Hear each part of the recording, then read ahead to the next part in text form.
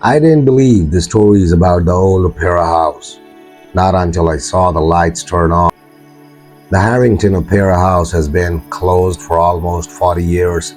The city shut it down after a structural accident, though no one ever explains what that really means. Now it just sits there at the end of Willow Street, red bricks faded to brown, windows cracked like tired eyes. I'm not supposed to be there tonight, but I needed footage for my Urban Legends series, and nothing screams forgotten history like a dead theater. The main doors were chained, but the side entrance wasn't completely sealed. Someone had forced it open before me. The wood groaned when I pushed it, like it didn't want another witness. Inside, the air smelled like dust and velvet. My footsteps echoed across the marble floor of the lobby. Torn posters still clung to the walls, names of singers no one remembers anymore. When I stepped into the auditorium, my breath caught. The stage curtain was still there, deep crimson, heavy, frozen in time, rows of seats stretched into darkness. I lifted my camera. All right, this is the Harrington Opera House. Locals say that every few months the stage lights turn on by themselves. I laughed quietly. No power, no staff, no reason. As if on cue. A faint click echoed above me, then another. I slowly turned toward the ceiling. One by one, the stage lights flickered on. Not all of them, just enough to illuminate the center of the stage. And in that pale golden glow, the curtain moved. There was no wind, but something was behind it. It was rats. Old buildings breathe. Old curtains shift. Wood expands. That's what I kept repeating in my head as I stepped closer to the stage. But the closer I got, the colder it became. Not just cool, heavy cold, the kind that presses against your chest.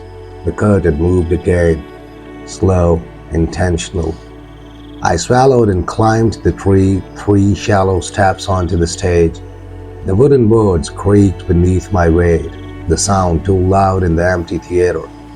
"Hello," I called out, my voice breaking the silence. It echoed back at me, but the echo didn't match. It came a second too late, and it sounded layered, like multiple voices were repeating me. I froze, and I heard it. Footsteps, soft, measured, behind the curtain. My pulse began to hammer in my ears. I reached forward and grabbed the edge of the velvet fabric. It felt damp, not from water, from something thicker. I didn't want to know what it was, but I pulled. The curtain slid aside with a tired metallic screech. There was no one there, just an empty backstage area, ropes hanging from the ceiling, old props covered in sheets, and a single spotlight pointing at the center of the stage. It turned on, blinding white. I raised my arm to shield my eyes, and then I heard applause, slow, scattered, coming from the seats in front of me. I lowered my arm. The auditorium was still empty, but the seats were no longer covered in dust.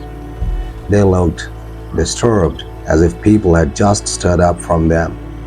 And then I saw it, in the front row, an indentation, like someone was still sitting there, watching me. I couldn't move. My eyes were locked on that indentation in the front row. The air around me felt charged like the moment before a performance begins. And then I heard it, a piano note, soft, clear, perfectly tuned. It came from behind me, from the stage. I turned slowly. The grand piano in the corner, the one buried under a sheet moments ago, was now uncovered. The sheet lay crumpled on the floor.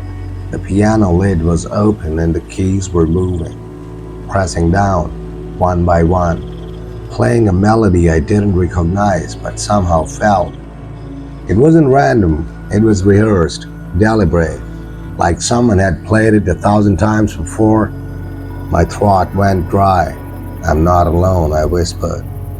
The spotlight flickered, then shifted. It wasn't centered on the empty stage anymore. It wasn't centered on me. The applause returned, louder this time, faster, excited. The seats in the darkness began to creak, one after another, as if people were leaning forward, watching, waiting. And then I saw them, not clearly, just outlines, shadows filling the chairs, heads turning in unison toward the stage, toward me. The piano stopped, silence crashed down like a curtain, and a voice, smooth, theatrical, ancient, echoed through the opera house. Places, everyone. He's finally ready. The spotlight intensified, burning my vision wide. My body moved, not by choice.